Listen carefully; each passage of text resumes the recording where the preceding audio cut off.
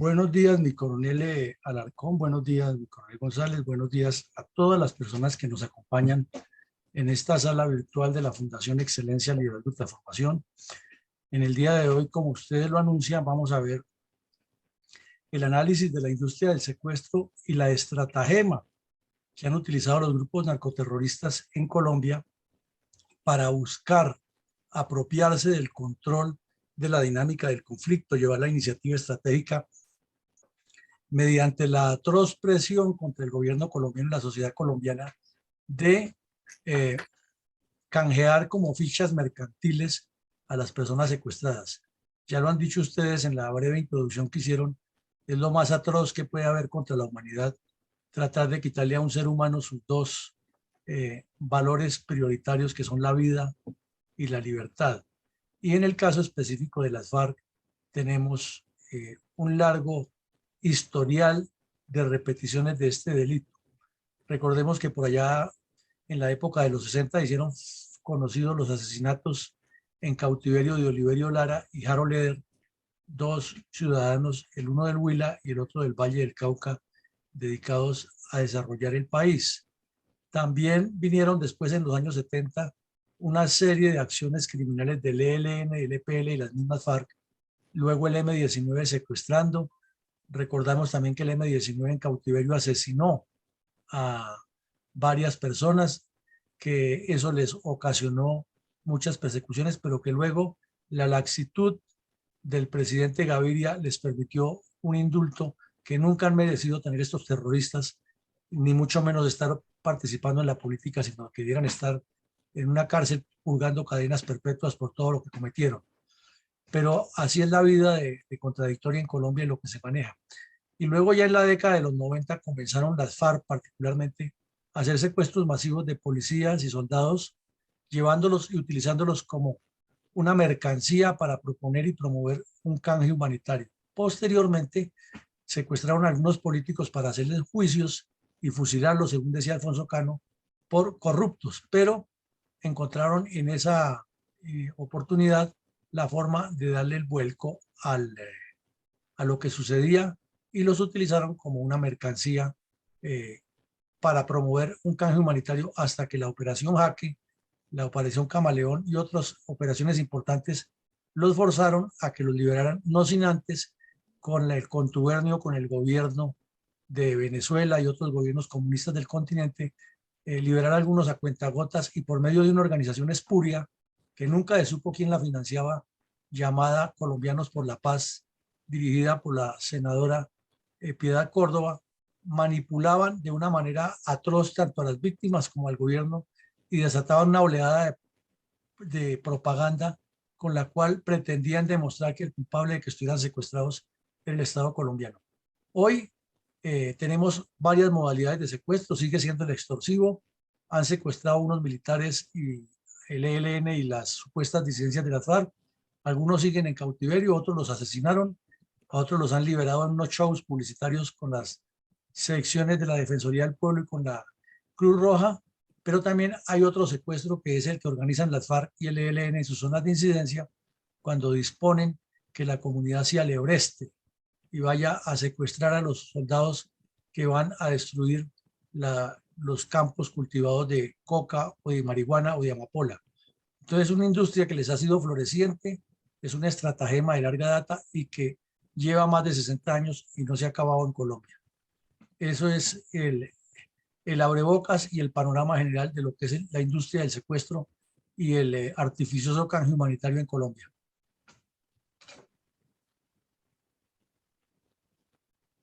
Coronel,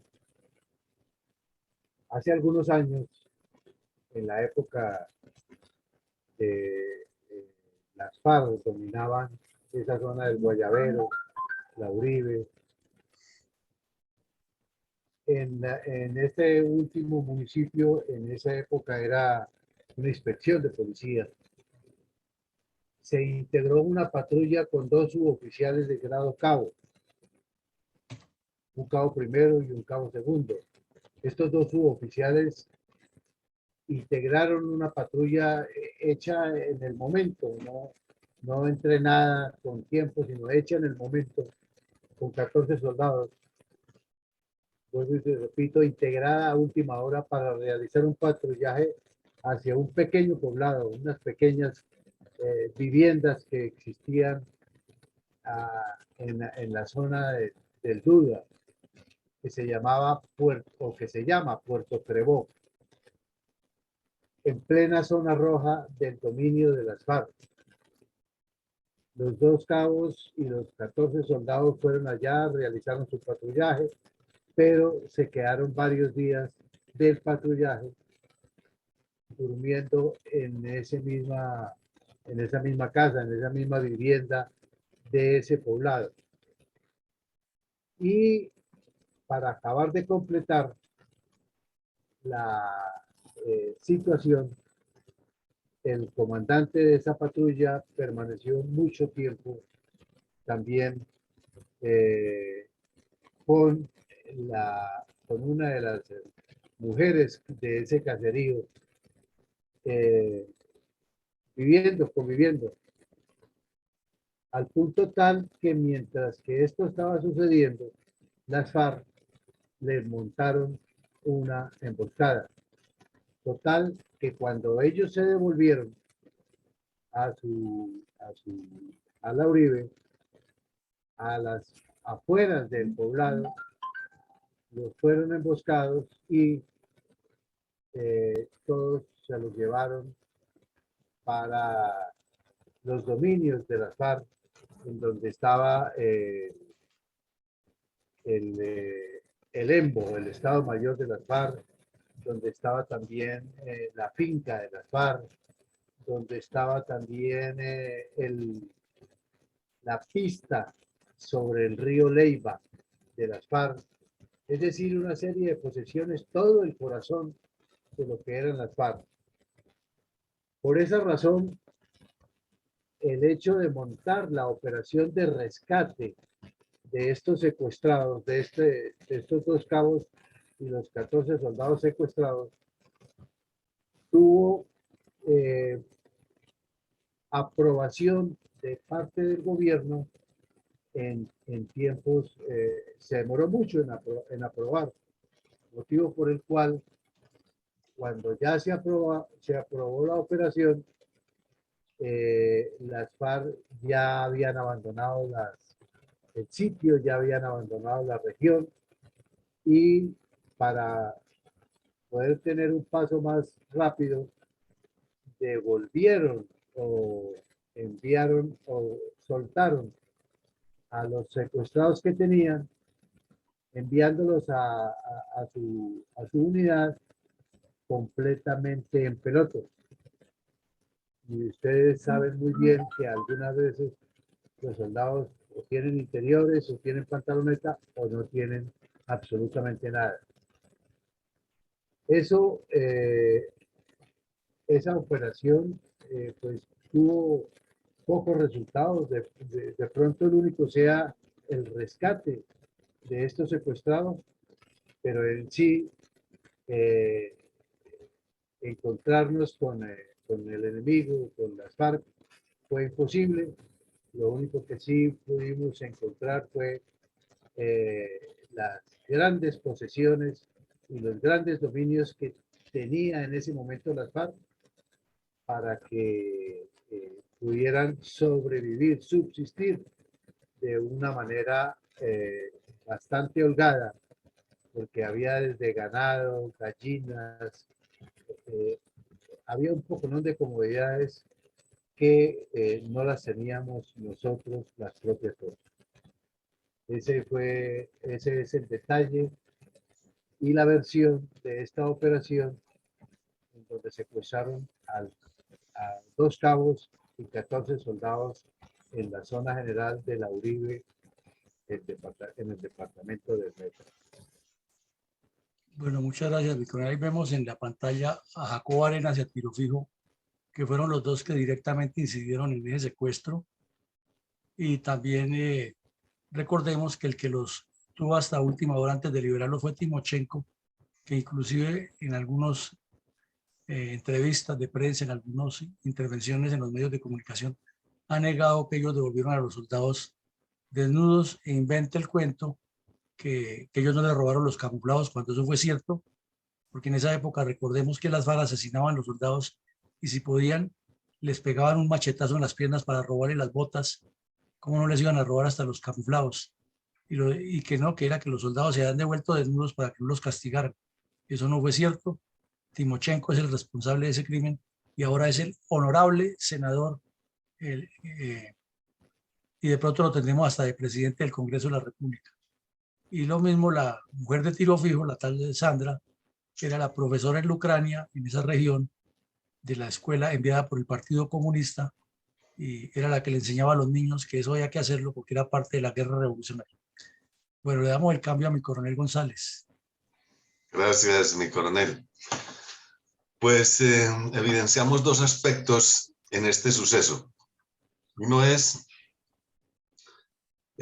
pues el descuido de la tropa, no de haberse establecido ahí tanto tiempo en el lugar y le dio la oportunidad a los terroristas. Pero por el otro lado, entonces el espíritu de primario, como lo cuenta mi coronel, de haberles quitado hasta la ropa.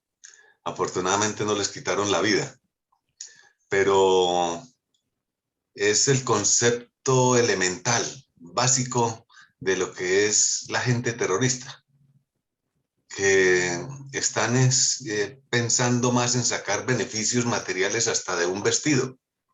Sí que mucho más, pues, de quitar posesiones, como lo dice mi coronel Alarcón, porque todas esas posesiones, fincas, casas, instalaciones, cosechas, pues provenían precisamente del delito, de la ilegalidad, de la irregularidad, de cómo actúan estos terroristas.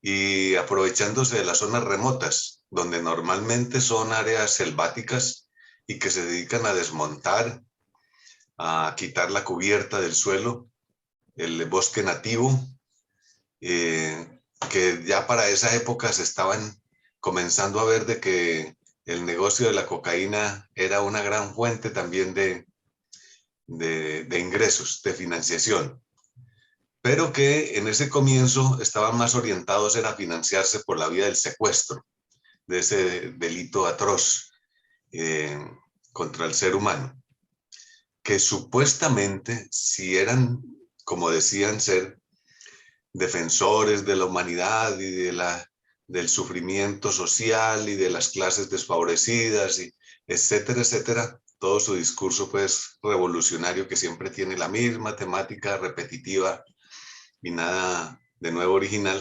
porque el delito siempre es delito y no tendrá más originalidad. Entonces, pues secuestrar no era precisamente el mejor método para ganarse la favorabilidad del pueblo, de la gente, de la supuestamente gente humilde, humillada y ofendida, como ellos creían, o como siempre han pregonado. Entonces, eso es una contradicción. Si se quiere defender a alguien de un atropello, pues eso no se logra precisamente atropellando. Porque si a una persona se le detiene y se le quita la libertad por haber cometido un delito, pero es bajo condiciones de ley, de justicia, de procedimiento, de todo lo que la sociedad acepta, no por el libre albedrío de cualquier particular, a su libre parecer y entender. Entonces ahí comienza a verse ya la perversión y la atrocidad del delito del secuestro. Esa es mi opinión al respecto del caso del secuestro de los 14 soldados y los 2 cabos, mi coronel Alarcón. Bueno, entonces, yo quisiera aquí antes de que mi coronel Alarcón retome la palabra, es hablar de los secuestros de los años 90. Entonces, muy bien lo decía mi coronel González en la introducción, que sería demasiado extenso tomar caso por caso, aunque tomaremos algunos emblemáticos, pero hoy queremos presentarlo de manera global, cómo ocurrió eso y cómo fue creciendo. Recordemos que cuando la coordinadora guerrillera, coordinadora nacional guerrillera, que fue la primera forma, inició los diálogos con el presidente Belisario Betancur, descaradamente Jacobo Arenas le escribía o le contestaba a las cuadrillas que había que hacer dos actividades en las cuales las FARC no quedaran comprometidas, pero que tenían que hacerlas intensamente. Una era asesinar a lo que llamaban sapos y traidores. Y decía en un lenguaje bastante mordaz y bastante criminal, y no hay que hacer escándalo que hizo las FARC, ni dejar letreros, ni nada de esas cosas, porque lo importante es, abro comillas, la limpieza social, cierro comillas. Entonces, para Jacobo Arenas lo importante era asesinar a los sapos y los traidores, y fue por la época en que se reunió con Carlos Antonio Lozada, con Pablo Catatumbo y con otros delincuentes en La Caucha, en la región de la Uribe Meta, a planear el asesinato de José Pedro Rey, que por eso se abrió de las FARC y creó con el hermano de Carlos Pizarro el grupo terrorista Ricardo Franco, del cual hicimos ya un amplio análisis aquí. Y era parte precisamente de eso, porque los secuestros que hacían en todo el país, Jacobo Arenas, como decía que estaban negociando la paz con el gobierno nacional, pero la paz que ellos querían, no la que necesitaba Colombia, había que secuestrar, que era la segunda norma que dictaba, pero al contrario, echarle la culpa a las fuerzas militares y a la policía, que han sido los autores y que era para desprestigiarlos a ellos, trabajando, según decía Jacobo Arenas, en llave con grupos delincuenciales. Al punto que el secuestro del señor Iragorri, el hermano del senador Iragorri, conmocionó a todo el Cauca y los presionó a liberarlo, pero aún teniendo las pruebas y habiendo capturado a algunos de los que han participado en ese secuestro, que eran miembros activos de las FARC, que eran terroristas de las FARC, Jacobo Arenas lo siguió negando y el presidente Betancur, en su afán de ganar el Premio Nobel de Paz, le importaba 5 que eso estuviera pasando y seguía empecinado en enviar a un poco de politiqueros, figurones, que iban a tomarse la foto en Casa Verde y que necesitaban salir en la primera página del Tiempo, o que Margarita Vidal lo sacara cada 8 días en su programa periodístico que tenía en el canal Caracol. Entonces, de esa manera, el secuestro se fue creciendo por medio de la coordinadora guerrillera, siempre negándolo, y para finales de los años 80 y comienzos de los 90, comenzaron ya a secuestrar en forma masiva a policías cada vez que asaltaban un pueblo. Entonces llegaban por asalto 100, 200 terroristas de los 3 grupos, ELN, FARC y EPL, y se llevaban los soldados, se llevaban los policías que encontraban allí, o cuando paraban los buses en la carretera, los secuestraban y comenzaban a presionar desde esa época que se trataran como prisioneros de guerra y que les liberaran terroristas secuestrados. Eso lo copiaban de lo que estaban haciendo los terroristas islámicos en el Medio Oriente. Y luego ya cuando la coordinadora guerrillera comenzó a actuar en forma violenta, que se llamó Simón Bolívar, ante la laxitud del gobierno Gaviria y del presidente Barco, que fueron muy laxos con eso, entonces vinieron casos emblemáticos de secuestros, algunos violentos, otros no tan violentos, y otros con la connivencia hasta de los curas del pueblo y los mismos comandantes del puesto de policía, como fue el caso específico de San Carlos, Antioquia. Ahí había un cabo de apellido de nombre Alfonso Otero, y era el comandante del pueblo, del puesto, y él prefería mirar para otro lado, y el cura del pueblo era del ELN. Entonces, cuando los asaltaron, prácticamente se entregaron y se los llevaron a todos, y el cura inmediatamente salió y se pegó al grupo para que no les pasara nada. Eso fue ridículo, humillante para la Policía Nacional. Y luego, a los 2 o 3 meses de tenerlos secuestrados, los liberaron en la zona de la represa de la que queda en límites entre Granada y San Carlos, se me escapa en este momento el nombre, con el argumento que esa represa tenía que reconstruir casi toda su estructura porque según el ELN y las FARC estaba causándole daños al ecosistema y un poco de cosas, y el que sirvió de mediador y de parte de show publicitario fue el entonces asesor de paz de la Secretaría de Antioquia, Gilberto Echeverry Mejía, que luego fue ministro de Defensa, sin ser un experto en defensa nacional, sino por aquello de las conveniencias políticas, y posteriormente lo secuestraron las FARC cuando estaba metido en un acto publicitario al que no debía estar allá metido, acompañando al gobernador de Antioquia, dice que iba a dialogar con los terroristas, y lo secuestraron porque lo querían para el canje, y en un intento de rescate murió asesinado por las FARC.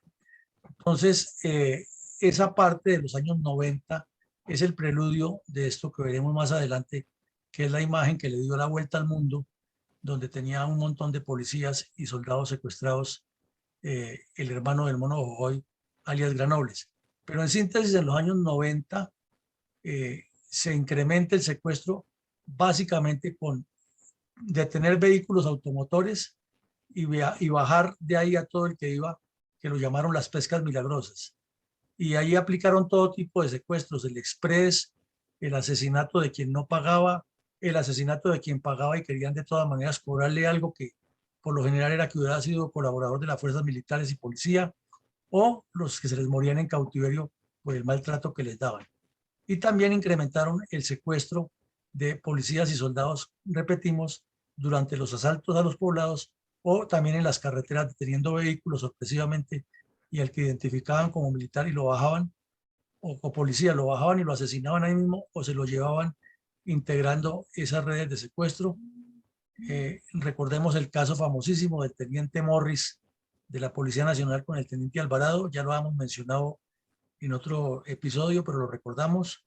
Ellos eran de la Armada Nacional los dos, iban de regreso de vacaciones de Bogotá a Cartagena y llegando a Curumaní, por ahí en esta zona, entre Curumaní y Chiriguaná, en un retén sorpresivo de la coordinadora guerrillera, lo secuestró Simón Trinidad, el delincuente que está preso en Estados Unidos, y lo llevaron para la sierra y estando secuestrados, el teniente Morris desarmó a un bandido y corrió, entonces el fusil no le funcionó y se escondió detrás de una piedra y ahí lo capturaron por orden de Simón Trinidad, lo fusilaron ahí mismo a él y al compañero que había escapado, pero no había quitado el fusil ni había hecho nada, lo tuvieron secuestrado y lo entregaron como 8 o 9 meses después en la zona rural de Curumaní, con un show espectacular, con la Cruz Roja y una cantidad de delegados de internacionales y nacionales y prensa y fotos, algo humillante y ridículo, pero lo comenzaron a hacer. Después vino pues el asalto a la base de las Delicias, que fue bastante impactante, 60 soldados secuestrados y otros secuestros que hubo en diferentes partes del país. A la Armada Nacional le secuestraron unos infantes de marina en Pavarató y era común a cada rato que secuestraran, sobre todo cuando iban en vehículos particulares. La Policía Nacional sufrió muchísimo ese flagelo, pero parecería que lo quieren olvidar y ahora colocándolo como un macro caso en la JEP, les preguntan, ¿ustedes son responsables? Dicen, sí. Ah, bueno, ya no hay nada más que investigar, ya reconocieron. Sí, pero los que nunca aparecen, no, es que el que manejaba ese caso se murió o se desertó, ya nosotros no sabemos, y con eso cambian en la torta de lo que está pasando. Pero esta parte del secuestro y el canje humanitario es algo que la memoria histórica no puede olvidar y que seguiremos desarrollándolo posteriormente con casos puntuales, porque son muchos y muchos los hechos y las aberraciones con las que estos terroristas, que casi todos hoy son senadores de las FARC, manejaron el secuestro. Y lo mismo, por ejemplo, la señora Sandra Ramírez, que era la concubina de Tiro Fijo, era la que les transmitía los mensajes y les redactaba los textos a Tiro Fijo de las respuestas que les daba a los secuestrados o a los familiares de los secuestrados o a los cabecillas para que le dijeran a los familiares de secuestrados o a los secuestrados lo que había que hacer. Y era Tiro Fijo el que ordenaba fusilarlos o torturarlos y la que transmitía todos los mensajes era la señora Sandra, esa misma que pone cara de yo no fui cada vez que la entrevistan y habla de que Colombia lo que necesita es paz y desarrollo. Mi coronel Arcón. Sí, mi coronel. Eh, Quería hacer un comentario relacionado con la misma operación. Terminada esta, y el suboficial comandante fue eh, judicializado. Se le hizo investigación disciplinaria, jurídica, es decir, pagó por su error dentro de la responsabilidad de mando que le cabía en ese momento. Él tuvo que pagar lo que se llevó las FARC y se acabó en vida, prácticamente, porque llegó a grados altos, pero todo el tiempo pagando monetariamente lo que perdieron. El delito del secuestro pues ha ido evolucionando poco a poco. Tenemos que tener en cuenta también que esta modalidad de secuestro en la cual se llevaron a los suboficiales y a los soldados, por lo menos estaban armados y combatieron un poco, pero hay muchas veces, muchas oportunidades en las cuales se han llevado completamente indefensos a nuestros oficiales, suboficiales, soldados, que salen a visitar sus familias con permisos, con vacaciones, y se los llevan manteniéndolos por allá en ese grado de indefensión contra todos los principios humanitarios en la clandestinidad, escondido, sufriendo torturas, algunas veces violaciones, algunas veces humillaciones, que la humillación es permanente en este caso. Y en ese también hay que tener en cuenta las familias.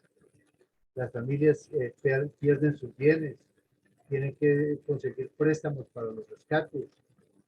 No hay respeto por esta vida, no hay, si alguna vez se paga, vuelve a presentarse la condición de repetición, vuelven a secuestrar a la misma persona o secuestran a otra persona de la misma familia. Este es un atentado completo contra la libertad, contra la integridad, contra la tranquilidad de la familia de la víctima, y esta familia, permanece en un duelo mediante una modalidad que se llama la muerte suspendida. Uno no sabe si el secuestrado va a regresar o se va a quedar por allá cuando efectivamente la guerrilla dispone que lo deben fusilar o deben acabar con la vida de esa persona. Gracias, mi coronel. Bueno, me quedo muy amable. Antes de darle la palabra a mi querido González, también quiero hablar de que el secuestro del cabo Igua allá se dio en un momento en que las FARC estaban ensayando lo que llamaron el nuevo modo de operar. Resulta que para el año de 1978 se celebró la sexta conferencia de las FARC, se realizó esta reunión de criminales y optaron varias decisiones. Una de ellas fue que ya se llamarían Ejército del Pueblo.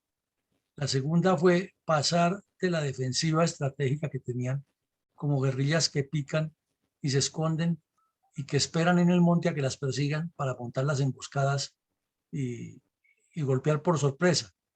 Entonces ya pasaron a una dinámica de fortalecer las redes urbanas, de incrementar el secuestro, que era una forma de financiarse en todo el país, y de nombrar una comisión, una ayudantía nacional que la constituían Carlos Antonio Lozada, Pablo Catatumbo, Rodrigo Granda y José Fedor Rey, el famoso carnicero de los Andes que se desertó de ellos. Entonces Jacobo Arenas tenía el control de esos recursos y el jefe de todos era José Fedor Rey, que se movía por todo el país porque era el terrorista más experimentado de ellos, el que más tenía experiencia. Entonces secuestraban a alguien en Antioquia y allá la cuadrilla que lo tenía en su poder negociaba el pago de la liberación, y el que iba a recoger el dinero era José Fedor Rey, y venía a Bogotá y se reunía con los que les nombro, Catatumbo y estos otros, y distribuían el dinero de acuerdo con las instrucciones de Jacobo Arenas para los demás frentes, las demás cuadrillas, para ir realizando el plan estratégico de desarrollo. Entonces, en una de esas, el Rey, que ha sido del M-19, tenía contactos con el M-19, era muy cercano con los hermanos Pizarro, que ya se habían salido algunos de las FARC. Comenzó a darle plata al M-19 y Jacobo Arenas se dio cuenta, entonces ordenó llamarlo para fusilarlo, pero el tipo se la malició y no asistió allá a Casa Verde y se voló con la plata que tenía de las FARC y fundó el grupo Ricardo Franco. Entonces, lo ordenaron matarlo y por eso lo mataron en la cárcel. Pablo Catatumbo ordenó matarlo en la cárcel y es otro crimen que tampoco han respondido las FARC, pero claro que si les preguntan dicen que sí y la JEP dice que ya confesó, no pasa nada. Pero esa es una realidad lo que ocurrió con este bandido que terminó en el cartel de Cali traficando coca gracias a los nexos que tenía cuando estaba en la FARC con los narcotraficantes. Y fue capturado por el ejército y estando en la cárcel de Palmira lo asesinaron las FARC en complicidad, lógico, con la guardia y con gente de adentro, y todo lo urdió Pablo Catatumbo y Alfonso Cano, que ya no existe.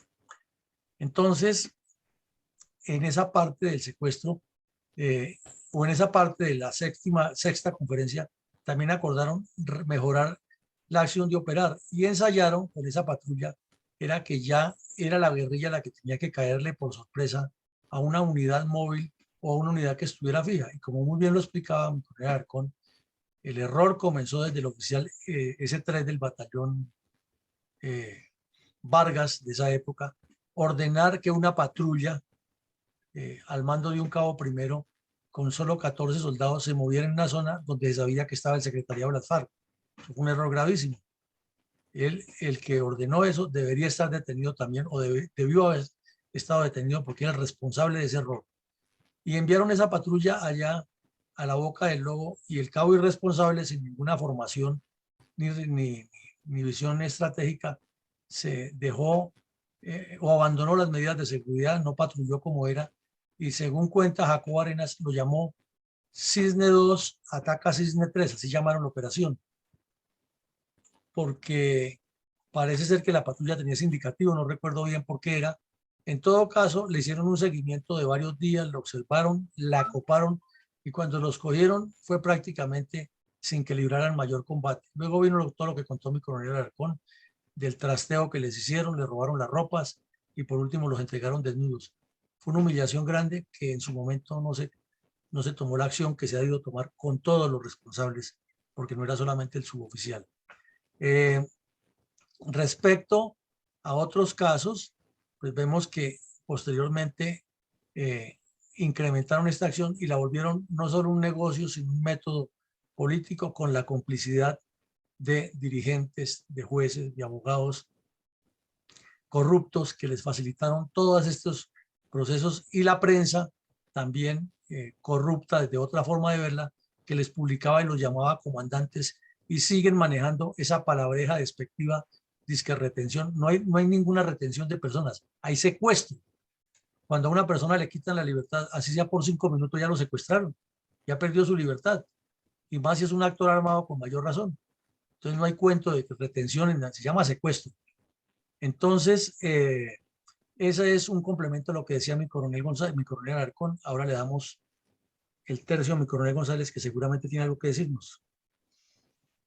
Gracias, mi coronel. Para entender por qué razón un grupo terrorista como las FARC llegó a utilizar el secuestro como una forma de presión supuestamente contra el Estado para llegar a su objetivo final de hacerse al poder del Estado, es decir, apoderarse de la nación. Entonces, quiero hacer un pequeño recuento rápido de cómo más o menos en forma genérica ha sido el proceso. Entonces, para los años de 1960, de la década de 1960, pues existían los grupos terroristas, bandoleros, que ya nos lo ha explicado mi coronel, que se dividieron en dos, los limpios y los sucios. O sea, los sucios también eran los comunes, como ahora también se dicen llamarse para recordar ese trágico tiempo de sus orígenes. Y estos comunes eran financiados por el Partido Comunista y y gran parte inclusive de muchos simpatizantes que, aunque no fueran adscritos al Partido Comunista, simpatizaban con la ideología comunista, y eso sucedía más que todo en la zona rural. Muy bien, pasaron los años y se fue debilitando ese apoyo económico del Partido Comunista. Entonces recurrieron al robo de tierras, de ganados, de cosechas, de desplazamiento de colonos, desplazamiento de campesinos, etcétera, etcétera. todo una acción puramente bandolera. Casi no tenía ni siquiera ideología supuestamente social, y mucho menos pues política, ni programa, ni plan político de desarrollo, mucho menos ese tipo de cosas. Pero sigamos saltando décadas a toda velocidad para no alargar, y llegamos entonces a, saltando 2 décadas, 1970 y 1980, que fueron básicamente entonces esas, las del robo que acabo de mencionar, y llegamos a los 90. Para comienzos de los 90 comenzó el proceso de debilitamiento del narcotráfico, que había llegado a su máximo nivel de económico y de influencia social y de atemorizamiento y de terror. Pero pues podríamos decir en forma casi que perversa de que afortunadamente se presentó la guerra entre los de Medellín y los de Cali, lo cual ayudó mucho a su debilitamiento. Entonces, comenzó a surgir entonces la forma del secuestro. Y por esa razón, estos episodios que usted nos ha narrado, que nos han narrado, del Cabo Igua y de el que sucedió en el oriente antioqueño y otros así por el estilo, pues se fueron combinando con el secuestro de civiles. Y fue una de las décadas donde más civiles secuestraron. Mirándola pues toda en contexto, pues debemos recordar el caso de la María, del kilómetro 18 y así sucesivamente. Pero gran cantidad de personas civiles en forma no grupal, que pues era lo que más llamaba la atención, los secuestros grupales y de carreteras y todo eso, pero muchos particulares a título individual sufrieron el secuestro. Y era casi que imposible que las Fuerzas Armadas pudieran darle protección a todos los civiles que están repartidos en una gran porción del territorio nacional, propietarios de fincas, cosecheros, explotadores de ganado, en fin, etcétera, etcétera. Pero también entonces las Fuerzas Armadas se dedicaron a combatir ese tipo de secuestros. Y llegó el narcotráfico. Entonces las FARC se convirtieron en un grupo terrorista narcotraficante. Ya que entonces los mafiosos no podían darles esa financiación, entonces ellos decidieron serlo. Crearon sus propios laboratorios, cultivos, ventas, rutas, etcétera, etcétera. Y podríamos decir entonces que posteriormente, cuando ya comenzaron a menguar por la acción, en la primera década del año 2021, pues comenzó a menguar su fuerza por la acción del gobierno de Álvaro Uribe. Entonces decidieron pues hacer un acuerdo con el sucesor de Álvaro Uribe, y ahora es el gobierno el que los financia. Entonces ha sido paradójico, pero ha estado fundamentado entonces el secuestro es en el beneficio económico, en 3 cosas fundamentales: el beneficio económico, el beneficio político y el beneficio publicitario. Hasta allá ha llegado eso. Económico, por obtener pues entonces propiedades, negocios, comerciales, etcétera, de todo tipo. Y lógicamente pues la extorsión. El político, como el caso de la señora Piedad Córdoba, que dice ser humanitaria, entonces le pedía a las FARC que lo fueran liberando de a poquitos, y entonces con eso pretendía siempre estar llamando la atención de la población para decir que era una persona muy sensible, muy humanística, y que por lo tanto entonces merecía que votaran por ella. Entonces estaba cambiando votos por secuestrados. Porque si realmente hubiera sido pues con interés humanitario, pues le hubiera dicho a las FARC: vean, libérenlo a todos, que por caridad cristiana, digamos, todos se merecen que estén libres. Pero eso de hacerlo de a poquitos tenía su propósito entonces publicitario. Entonces, para llamar la atención, que es un grupo terrorista, pero al mismo tiempo humanista, cosa que no puede entenderse, porque ¿cómo puede combinarse las dos cosas? Eso no existe, es imposible. Pero sí les sacaban réditos políticos electorales a ese activo que ellos consideran que era muy valioso del secuestro. Entonces, de esta manera creo que podemos contribuir a entender por qué este grupo terrorista llegó a utilizar el secuestro de civiles, policías y militares en esos tres campos: económico, político y publicitario, que lógicamente en este último también le ayudaba mucho la prensa y los medios de comunicación para difundir como actos de heroísmo, de sensibilidad humana, de compasión, de clemencia, cuando es que de por sí no debieran tener a nadie secuestrado. Entonces no es ningún acto humanista liberar a un secuestrado cuando de antemano, si ese humanismo existe, no se debiera secuestrado. También es paradójico y contradictorio, y por lo tanto no creíble. La mentira constante del comunismo. Gracias, mi coronel. Bueno, ya mi coronel tocaba un tema que es bien doloroso y bien duro, que es la manipulación de los secuestrados con fines politiqueros para sacar réditos personales. Y aquí tenemos en la foto a quien les rendimos, como siempre, nuestro tributo de admiración y a la memoria por su gran trabajo al teniente retirado del ejército, Ervin Hoyos, profesional después de las comunicaciones, que es tal vez el primero y el único periodista que de verdad ha asumido su profesión eh, con toda la dignidad que corresponde para poner a las FARC y al ELN y al EPL y a los demás grupos criminales en su sitio.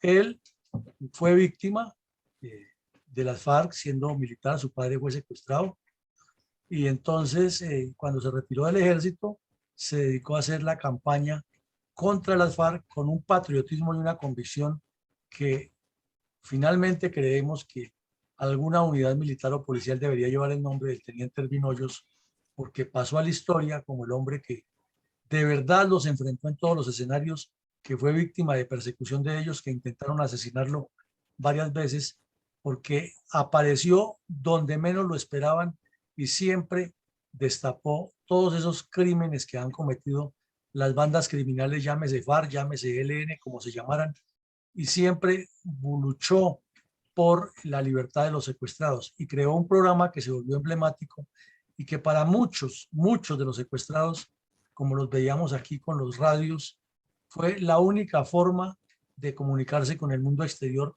en medio de la tragedia que vivían allá en la selva, dependiendo de la voluntad de sus captores, que generalmente era humillante, degradante, que los torturaban, los hacían caminar horas y horas, los cambiaban de cabecillas, les quitaban la comida, les quitaban esos radios para torturarlos más, eh, los amarraban con cadenas a los árboles, los amarraban acá con cadenas entre ellos, no tenían ninguna privacidad para ninguna de las actividades que realiza un ser humano normalmente que requeriría privacidad. Y el único que de verdad asumía eso para publicarlo sin ningún otro interés que sacar a la luz pública eso era Ervin Hoyos. Los demás periodistas muchas veces se prestaron, hay periodistas que su corazoncito es bastante izquierdo, entonces les servían, era de megáfono o de micrófono a los terroristas cuando secuestraban a personas, a seres humanos. Son muchos los testimonios de personas que él ayudó a liberar, más de 1000, que estuvo pendiente en su medio de comunicación y que el país conoció todo lo que pasaba con el secuestro fue gracias a este señor Ervin Hoyos. De lo contrario, en un país tan indiferente como el nuestro, las víctimas hubieran quedado solamente en el olvido. Y antes de morir dio una lucha larga porque la JEP no fuera reconocida, dio una lucha larguísima porque el secuestro no fuera incluido en el pacto FARC-Santos, pero pues estuvo muy solo y desafortunadamente muchas de esas víctimas a las que él ayudó a liberar, o por lo menos promovió su liberación, teniendo cierto poder económico y político en el país, tampoco movieron mucho para que eso se hiciera, algunos por temor, otros por indiferencia, y así es la vida. Pero esa obra que hizo este señor contra el secuestro es digna de reconocer. Y aquí vemos el verdadero hombre emblemático de la Operación Jaque, un subteniente del ejército que fue secuestrado en 1998 en el asalto a Uribe Meta y que sin saber que se trataba de una operación militar para rescatarlo, habló con la dignidad y con el espíritu que debe hablar un oficial. Mientras que a quien ponen de ejemplo o de emblema de la Operación Jaque a la candidata o a la candidata presidencial, casi se tira el rescate porque se puso a pelear, que gritaba allá debajo de las aspas del helicóptero. Afortunadamente el helicóptero estaba prendido, que quien la iba a liberar no era ningún humanitario porque no hablaba inglés perfectamente como ella. Y entonces los americanos, que fueron más ágiles de mente, se dieron cuenta qué pasaba, tratándola de calmarla, y ella que ella no se subía al helicóptero porque era que el que estaba ahí no hablaba inglés como ella. Entonces son detalles que nos deben decir quién fue o quiénes son los emblemas de esto. Es este teniente, ya creo que es teniente coronel del ejército, pero él fue realmente quien dijo ante las cámaras del país lo que quedó para la historia: soy el teniente Malagón y estoy secuestrado aquí por múltiples circunstancias, pero tienen que escucharme porque, bueno, y dijo más cosas. En todo caso, es el emblema y es el recuerdo de el crimen, es el reflejo de lo que padecieron nuestros soldados, nuestros policías y la ciudadanía que fue víctima de ellos. Emblemático también otro caso que seguramente tenemos que verlo más adelante en detalle: el secuestro de las personas en el edificio Miraflores de Neiva, donde se metieron disfrazados de policías con un supuesto allanamiento y se llevaron a varias personas secuestradas, y a otras no las pudieron llevar porque iban con lista en mano, ya que esa noche no estaban en la casa. Luego el pago extorsivo fue grandísimo. Sabemos de una magistrada que pagó 5.000 millones de pesos, y de esa manera el que no pagaba con el mono Mojojoy no había ninguna posibilidad de negociar. Recordamos que un caso que fue muy emblemático es estando en plena zona del Caguán, cuando el mono Jojoy mandaba en el país y Andrés Pastrana se arrodillaba ante Tilo Fijo para que no se le fuera a perder su premio Nobel de Paz. Fue una señora y un señor hasta Florencia, luego a la zona del Caguán, a negociar con el mono Jojoy, que estaba pidiendo 1.000 millones de pesos por un secuestrado. Y entonces el mono Jojoy lo recibió con su arrogancia que tenía, con su barriga prominente, paseándose como el dueño del mundo debajo de unos árboles, y les dijo que la cuota era 1.000 millones de pesos. Entonces los viejitos, ya señores de edad, le dijeron que no tenía sino 300 millones, no tenían más. Entonces el mono Jojoy les dijo que se devolvieran a conseguir el dinero, ahí delante de todos los que estaban. Le dijeron que no, pues que se quedaban ahí porque no tenían más, no sabían de dónde conseguir los 1.000 millones, o los 700, les faltaban. Entonces el mono Jojoy ordenó fusilarlos ahí y enterrarlos en el mismo sitio, tranquilamente.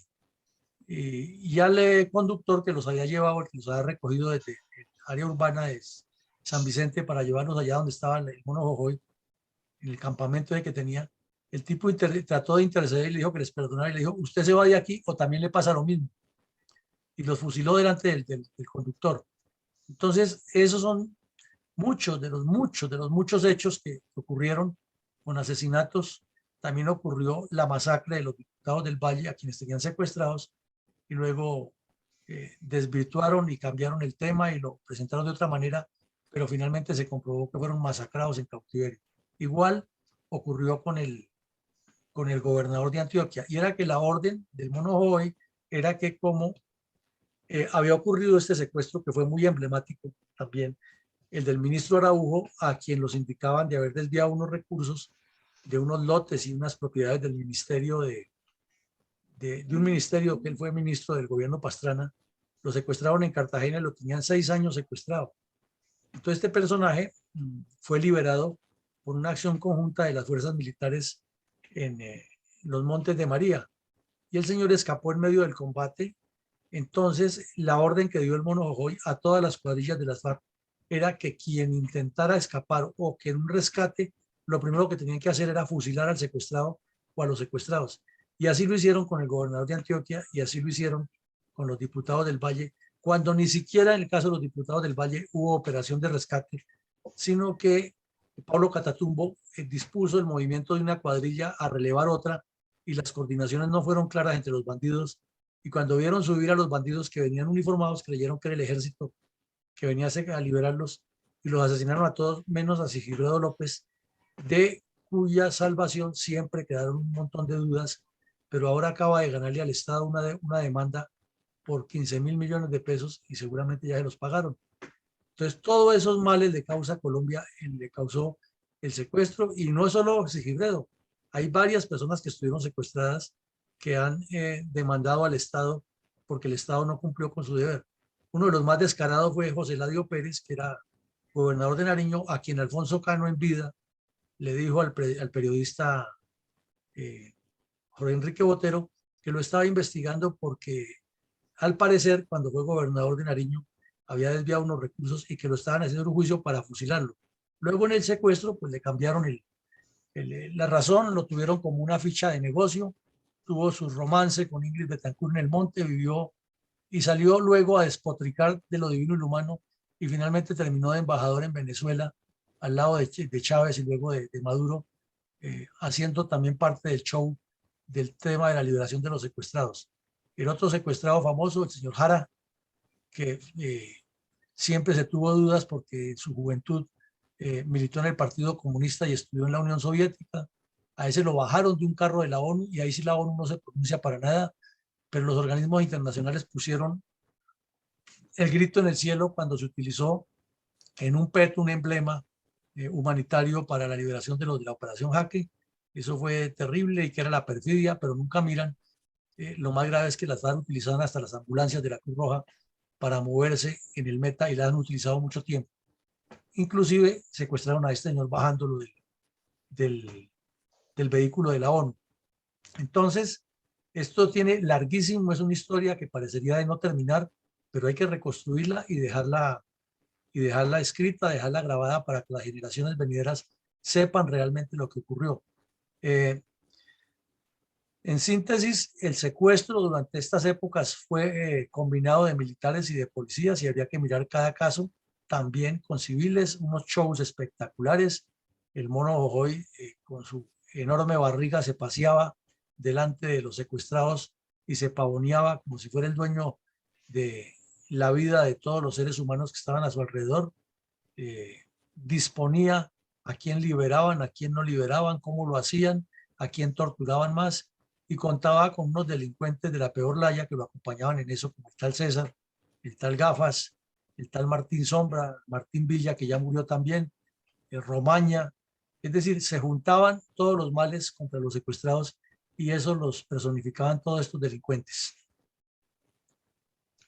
Pues otro caso emblemático, mi coronel, que debemos recordar y de pronto analizar en profundidad fue el caso de la Casica, una señora indefensa, desprotegida, que no representaba ningún peligro para esos terroristas y la sacrificaron en forma criminal. Y después decir que el argumento era que tenían que hacerlo porque las fuerzas militares querían rescatarla. Entonces, supuestamente no se debe defender la ley ni el orden porque es un delito para ellos. Y eso demuestra entonces la inoperancia de nuestra justicia, que en este momento se hace muy evidente y muy clara a través de la JEP, porque con el solo hecho entonces, según su doctrina es de decir que pueden decir perfectamente que sí, que cometieron el crimen, como el de Álvaro Gómez, pero eso no tiene ninguna importancia porque ya la JEP los tiene predestinados para el perdón y el olvido, supuestamente. Entonces, si la justicia tiene el sistemático concepto del perdón del delito, pues la verdad es que nosotros, me refiero a la ciudadanía, a los particulares, no tenemos pensado el olvido. Así eso sea lo que más quieran ellos, pero es que la historia nunca olvidará ni lo bueno ni lo malo, porque historia es historia y tiene que contar tanto lo bueno como lo malo, y aquí hay más de malo que de bueno. Es prácticamente la historia del terror, que siempre es malo. Muchas gracias, mi coronel. Creo que mi coronel Alarcón tiene algo para agregar respecto a lo de los gaulas. Sí, señor, sí, mi coronel. Pues los gaulas han sido formados durante mucho tiempo, han evolucionado en las fuerzas militares, en la policía e incluso en la Armada Nacional.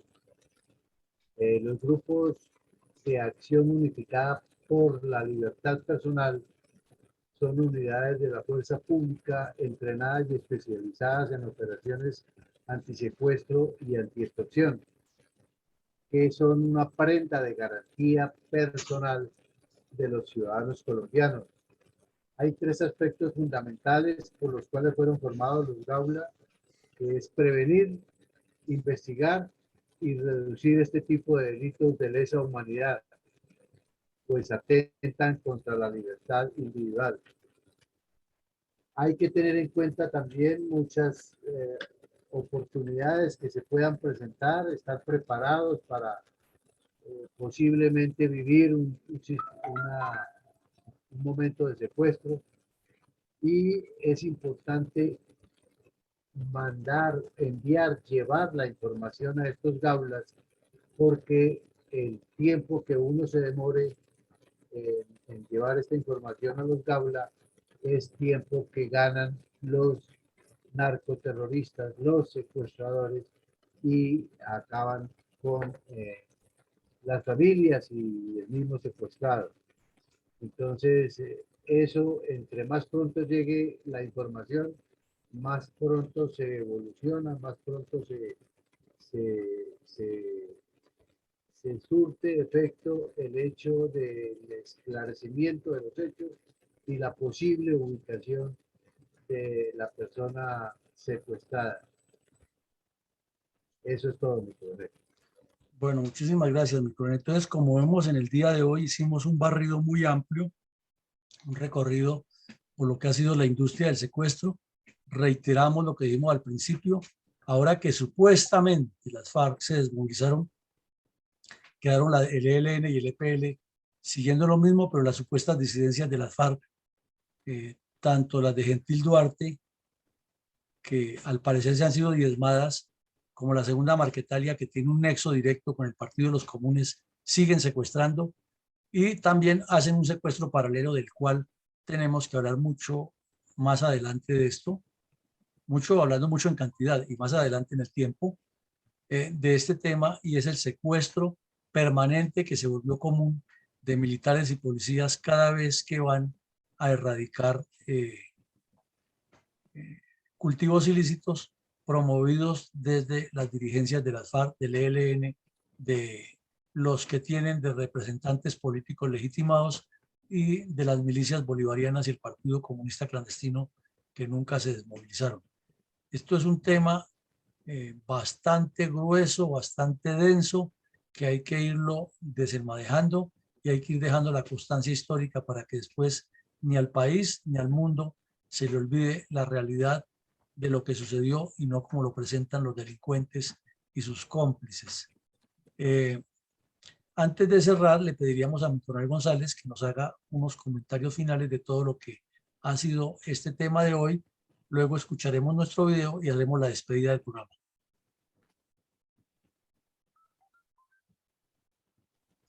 Mi coronel, quiero, aunque está consignado en el chat, pero dejarlo consignado también en audio, el comentario de Elías Ortiz, precisamente porque recomienda, para conocer este nuevo tema que estamos abordando, una obra que dice: existe un libro titulado El secuestro en Colombia, publicado por la Dirección de Escuelas, Escuela de Investigación Criminal de la Policía Nacional. En este texto se aborda el tema desde diferentes tópicos, incluyendo los actores principales, casos más emblemáticos, marco jurídico de este execrable delito y nefasto flagelo que continúa azotando a nuestro país. Es un documento muy importante para ahondar en el conocimiento de este fenómeno delincuencial. Y quiero entonces agregar que este tipo de obras escritas dejan precisamente testimonio, cultura, educación para la población colombiana en general. Y por lo tanto se aprende a apreciar lo terrible que es este tipo de delitos. Entonces, en contexto general, pues vamos estamos cambiando un poco la temática del bandolerismo, de la confrontación política entre los partidos, de la falta de líderes políticos que conozcan la nación, y precisamente dejando en evidencia cómo las Fuerzas Armadas conocemos bastante y en profundidad de los males de la nación, en especial todo lo que es terrorismo y delincuencia, que es uno de los factores principales que frenan el desarrollo. Mientras se puedan combatir estos delitos, el ciudadano corriente, el señor, la señora, los jóvenes, los hijos, los empresarios, los banqueros, los comerciantes, el transporte, toda la movilidad de la economía nacional puede funcionar. Pero mientras no pueda, es como una pandemia, nos tiene totalmente encerrados, como estuvimos encerrados por la pandemia del terrorismo antes del gobierno de Álvaro Uribe Vélez. Y afortunadamente comenzó a liberarnos y nos permitió salir de las ciudades, porque estábamos secuestrados en las ciudades. Y mientras eso exista, una nación no progresa. Es imposible, imposible. La pandemia del virus es una cosa de la naturaleza, pero esa otra pandemia es producto de la perversión humana, de la falta de educación, de nacionalismo, de patriotismo, que es precisamente función del factor educativo. Desafortunadamente tomado por FECODE y lo ha distorsionado para producir más mal a la nación. Un terrorismo intelectual demasiado perverso. Este sería mi aporte, mi coronel. Bueno, muchísimas gracias, mi coronel. Entonces, para cerrar y complementar lo que usted nos acaba de decir, recordemos que la esencia de hoy era demostrar todo el contenido, todo lo que hay alrededor de esa farsa del canje humanitario que montaron los comunistas armados y desarmados con la complicidad de varios gobiernos exteriores y de dirigentes comunistas de todo el continente y del mundo, con el único fin de legitimar a las FARC como un movimiento beligerante y no como responsable de crímenes de guerra, que lo estamos demostrando aquí. Es tan criminal de guerra el que asesinó bosnios o croatas en la guerra de los años 90 y comienzos del siglo en los Balcanes, como el ruso que descarga bombas sobre población civil en Ucrania, como el que asesina a sus contradictores en las guerras que hay en el África, como las FARC con todos los crímenes que cometieron contra la humanidad aquí en Colombia y que siguen cometiendo ahora con el cuento de que tienen unas disidencias que es difícil de creerles por la forma como manejan su dinámica interna.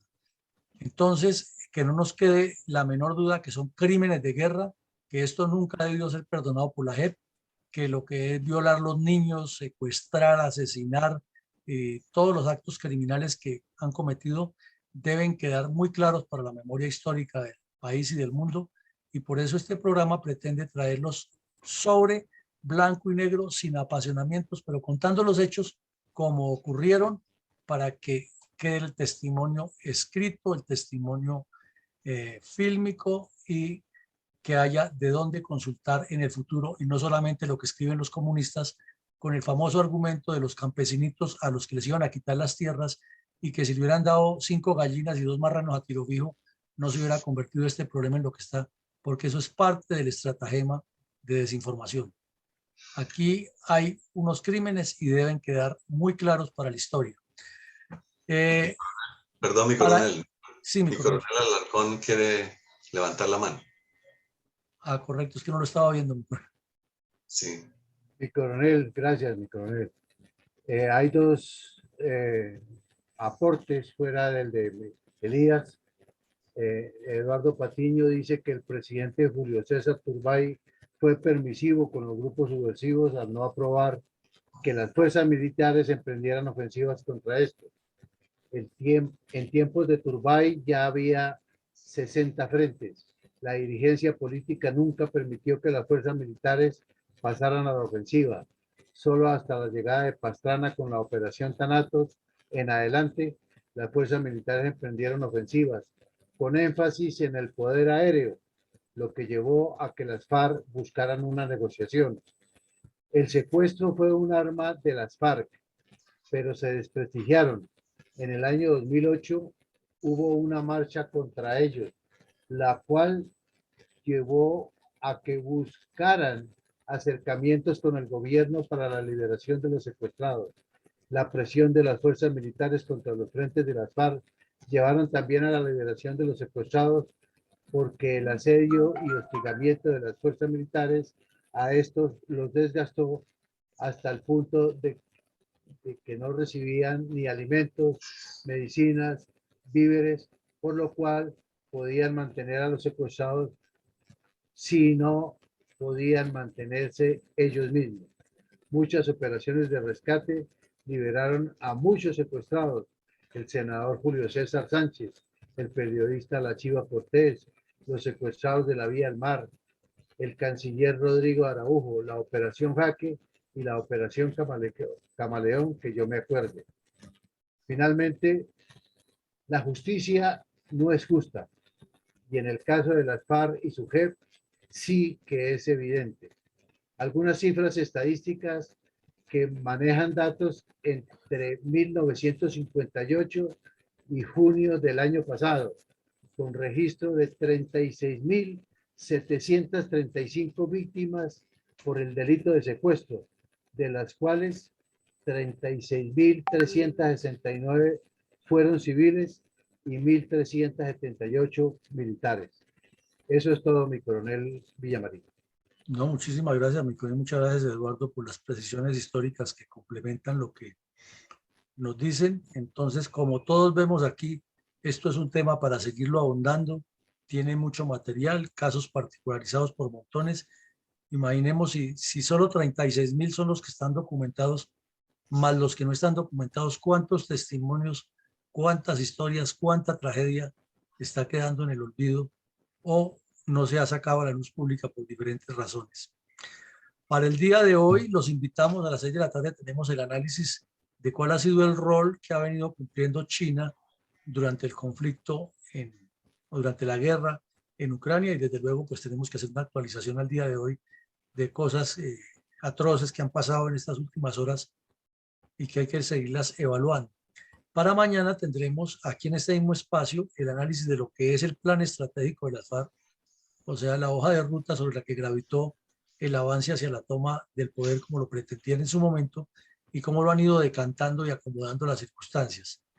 Y así seguiremos toda la semana con otros temas de esta triste historia de Colombia y de lo que está sufriendo el mundo en las horas de la tarde, porque nos ha copado el tiempo, nos ha copado la agenda. Lo relacionado con Ucrania es algo que tiene una incidencia en todo el planeta y no podemos dejarlo de lado. Agradecerle como siempre a Café Don Manolo, la microempresa del mejor café orgánico de Colombia, que nos acompaña y nos financia este espacio y nos permite estar en comunicación con ustedes. Escuchamos nuestro mensaje institucional para cerrar y les deseamos un feliz día a todos. Gracias. La verdadera memoria histórica del conflicto armado en Colombia. Con el propósito de preservar la memoria histórica, resaltar el heroísmo de nuestros soldados, marinos, pilotos y policías, y poner en primer plano a las víctimas del narcoterrorismo practicado por las guerrillas izquierdistas, la Fundación Excelencia, Liderazgo y Transformación invita a escuchar todos los días de lunes a sábado de 7:30 a 9 de la mañana por nuestros canales de Zoom y Facebook distintos episodios de la verdadera memoria histórica de la agresión sistemática de los grupos armados ilegales contra los colombianos y la tragedia de las víctimas. No olvide su cita con la historia. Testimonios de viva voz de quienes estuvieron en los campos de batalla contra los narcoterroristas, así como de los militares y civiles víctimas de las atrocidades cometidas por el M-19, el EPL, las FARC, el ELN, el PRT, la Corriente de Renovación Socialista y el Quintín-Lame. Bueno.